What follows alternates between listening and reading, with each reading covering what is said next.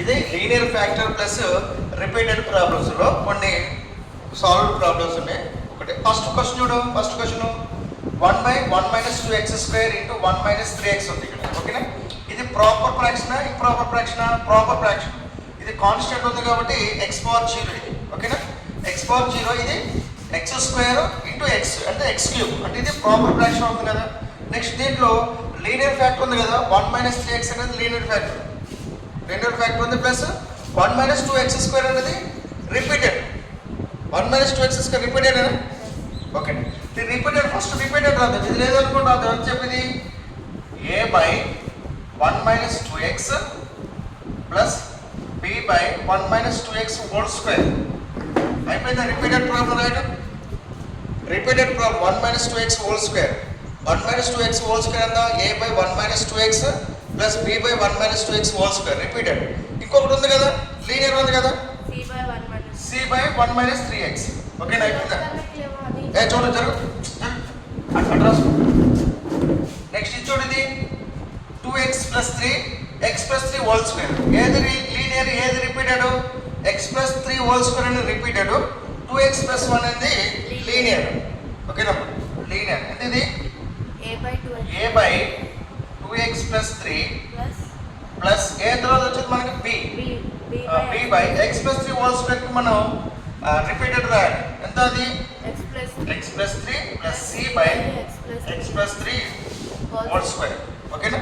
Next ఇది ఎంత? ఇది x - 1 హోల్ స్క్వేర్ x - 2 అది ఎంత? ఇది ఫస్ట్ రిపీటెడ్ తర్వాత లీనియర్ అన్నమాట. ఎంత? a/x - 1 plus b/x - 1 whole square plus c/x - 2. ఓకేనా? ఇది ఎలా రాస్తారు? x - 1 పైదంతా సంబంధం లేదు. ఎన్ని ప్రాపరే x - x⁴1 x² x³ ఇది ప్రాపర్ కాబట్టి ఎంత? ఇది x - 1/5 కింద ఎంత? ఇది x + 1 x - 2 whole square. x + 1 అనేది linear factor, x - 2 whole square అనేది రిపీటెడ్ కాబట్టి a/x + 1 plus b/x - 2 plus c/x - 2 whole square. చూడండి 3x + 3x - 18/x³ into x + 3. ఇక్కడ x³ అనేది రిపీటెడ్, x³ రిపీటెడ్ కాబట్టి x³ ఎన్నిసార్లు వచ్చింది? 3 టైమ్స్ వచ్చింది. అప్పుడు దీనికి రాసేద్దాం. అప్పుడు ఎంత? a/ఫస్ట్ x b/x² ప్లస్ c/x³ అయిపోయింది. దాంతో x³ రిపీటెడ్ అయిపోయింది. రిపీటెడ్ అంటే x - 2 హోల్ స్క్వేర్ అట్లాగే ఉండడం అవసరం లేదు. ఓకేనా? x³ కూడా రిపీటెడ్. ఓకేనా? x³ కూడా repeated, x⁴ repeated, x × x × x × x x³ కూడా రిపీటెడ్. ఫస్ట్ x రాయాలి, x² రాయాలి, x³ రాయాలి. x² కూడా రిపీటెడ్. ఓకేనా? x అన్నమాట. ఓకేనా? సింగిల్ x ఉంటే అది లీనియర్ అన్నమాట. x ఉంటే లీనియర్. ఓకేనా? Next plus d/x + 3 simple. దీనికి మరి ఎల్సిఎం ఎంత? LCM x³ into x + 3 LCM. x³ into x + 3 LCM. ఓకేనా? నెక్స్ట్ దీనికి చెప్పి దీనికి 2x² + 2x + 1/x³ + x². దీనికి ఏం చేయాలి చెప్పి? ఇది కామన్ చేయాలి. ఓకేనా?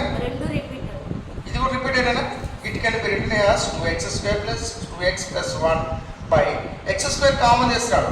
x³ + 2x² లో దీంట్లో కామన్ చేస్తే x² కామన్ చేస్తే x + 1 రాసుకోవచ్చు. దీన్ని x² × x x³ x² × 1 x² ఇట్లా వచ్చింది కదా, ఈ విధంగా వచ్చింది కదా. ఎలా రాస్తే చెప్పేది? x² రిపీటెడా కదా? x + 1 లీనియర్ కదా. చెప్పు ఎంత?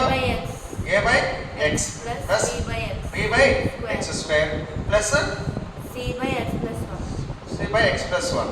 ఓకేనా? ఇది ఎంత? ఇది simple 1/x³ x + a. x + అంటే ఏ అంటే నెంబర్ అనమాట.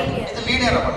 x³ ఎట్లా రాస్తారు? ఇందాక రాసిన x³ a/x plus b/x² plus c/x³ plus d/x + a.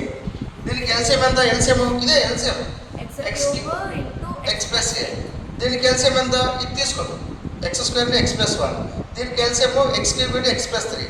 దీనికి LCM X plus 1 into X minus 2. దీనికి LCM X minus 1 whole square into X minus 2. దీనికి ఎల్సిఎం ఎంత?